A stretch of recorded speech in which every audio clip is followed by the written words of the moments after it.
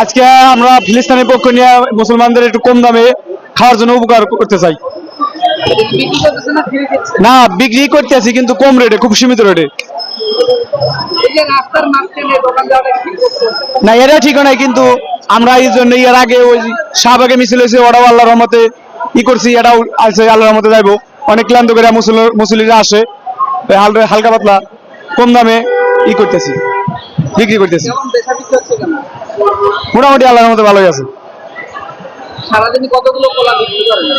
এর ধরেন 8,000 10,000 টাকা হয়, মোটামুটি 700 800 1000 1200 এরকম। হ্যাঁ, চলে আলহামদুলিল্লাহ।